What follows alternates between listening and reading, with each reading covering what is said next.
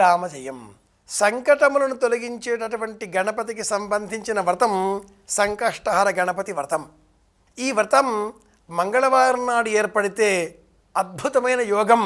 కృష్ణాంగారక చతుర్థి వ్రతం అన్న పేరిట ఈ వ్రతాన్ని తొలిసారిగా ప్రారంభం చేద్దాం అనుకునేటటువంటి వారు శ్రావణ మాసంలో ప్రారంభం చేస్తే ఎంత పుణ్యం కలుగుతుందో అంత పుణ్యం ఇలా అత్యంత అరుదుగా వచ్చేటటువంటి మంగళవారంతో కూడుకున్న కృష్ణాంగారక చతుర్థి ఉన్న రోజున ప్రారంభం చేస్తే గణపతి అనుగ్రహం తక్షణమే లభిస్తుంది. అంతటి అద్భుతమైన విశేషం యోగం ఉన్న రోజు ఈరోజు కృష్ణాంగారక చతుర్థి వ్రతం, సంకటహర చతుర్థి వ్రతం. తదియతో కూడిన చవితి పౌర్ణమి వెళ్ళిన తర్వాత ఎప్పుడైతే ఏర్పడుతుందో ఆ రోజున మనం సంకటహర చతుర్థి వ్రతం చేస్తూ ఉంటాం. ఇలాంటి ఈ తదియతో కూడిన చతుర్థి తిథి ద్వయం మంగళవారం వస్తే అద్భుతం, ఒక యోగం. మంగళవారాధిపతి కుజుడు.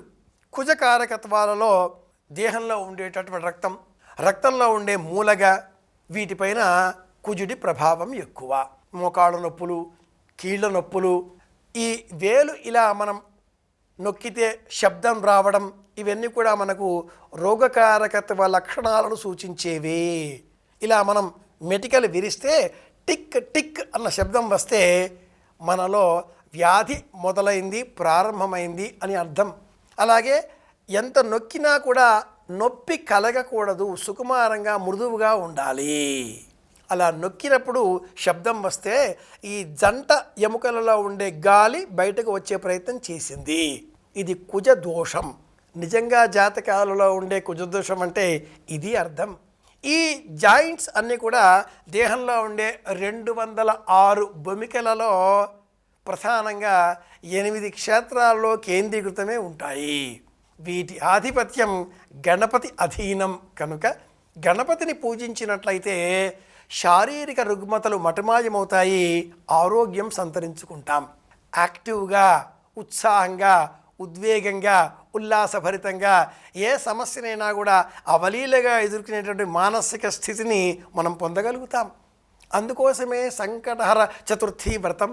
గణపతి ఇలా మనం వ్రతం చేయగానే అలా మన ఇంటిలో ఒక 10,000 1,00,000 ఉండే ధనాన్ని ఒక మూటగట్టి అలా కిటికీలోంచో ద్వారగుమ్మంలోంచో లోన విసిరేసి వెళ్ళిపోతాడు, ఇలా భావన చేయకూడదు. ఈ వ్రతం చేస్తే మనకు కలిగేటటువంటి ఆనందం ఏమిటి అంటే మనోబలం, మానసిక శక్తి.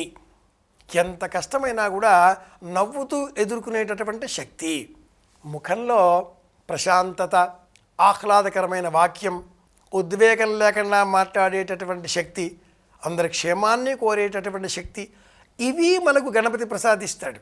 ఎరుపు రంగు వస్త్రం కుజ సంబంధితం.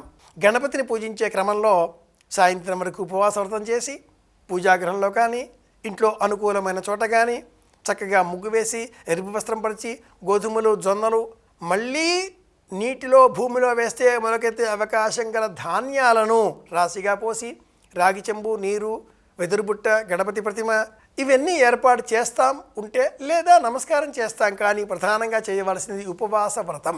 ఓం గ్లౌం గంగణపతయే నమః నామ జపం. గణపతిని స్మరిద్దాం.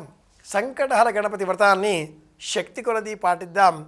శారీరక మానసిక ఆరోగ్యాలను కాపాడుకుందాం. కృష్ణాంగారక చతుర్థి వ్రతం ఇలా చెయ్యాలి.